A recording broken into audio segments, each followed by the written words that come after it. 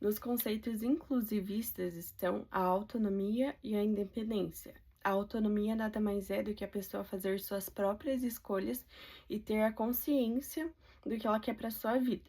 E a independência é a pessoa conseguir realizar essas tarefas que ela escolheu, que ela teve autonomia para fazer, eh, só que sem a necessidade de depender de outra pessoa, da ajuda de outra pessoa, ou dependendo menos da ajuda de outra pessoa.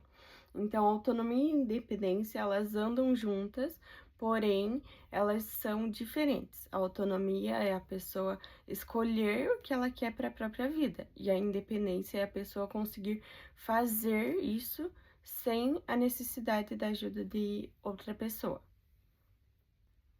Temos em seguida o empowerment, que nada mais é do que o empoderamento.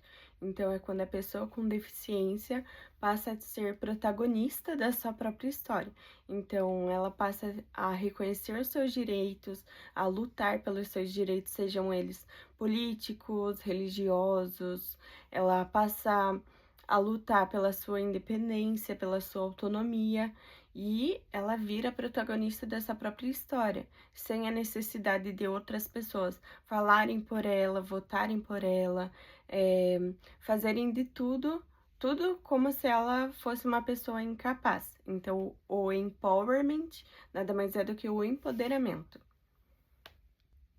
Em seguida, temos a equiparação de oportunidades, que, diferente do empowerment, a equiparação de eh, a equiparação de oportunidades, ela modifica, na verdade, a sociedade e não a pessoa com deficiência.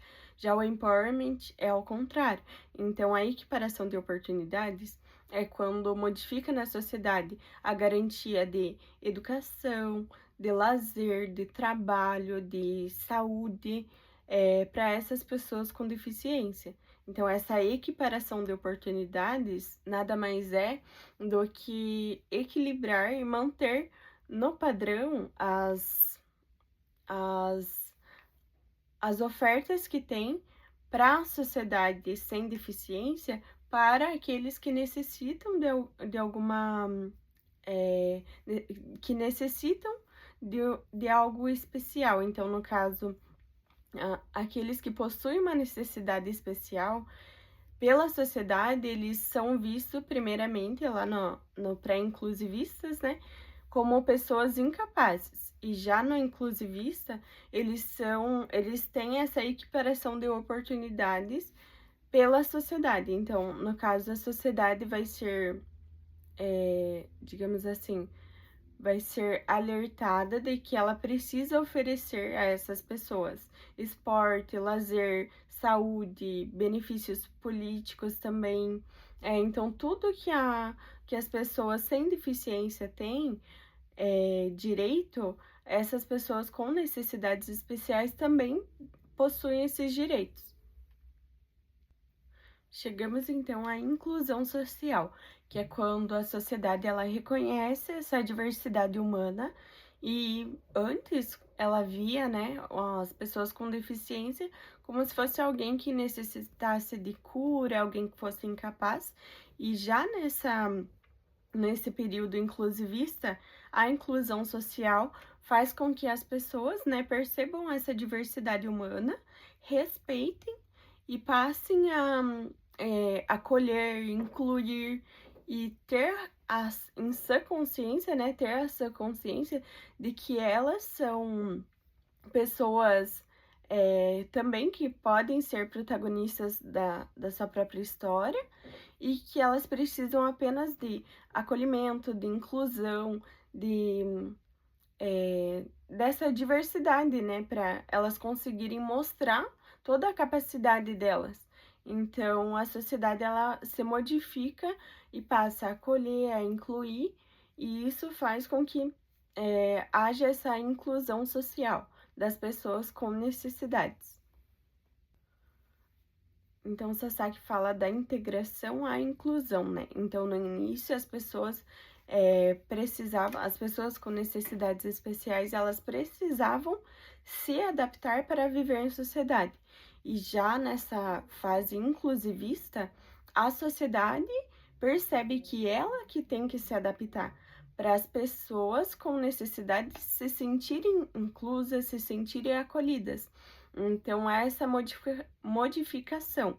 No início, as pessoas com necessidades que tinham que fazer esse trabalho, essa luta, né, de tentar se incluir, se encaixar ali na sociedade, e depois há essa mudança de que a sociedade que se modifica para perceber o quanto as pessoas são diversas, e há essa preocupação em como incluir uma pessoa com necessidade especial, com uma deficiência.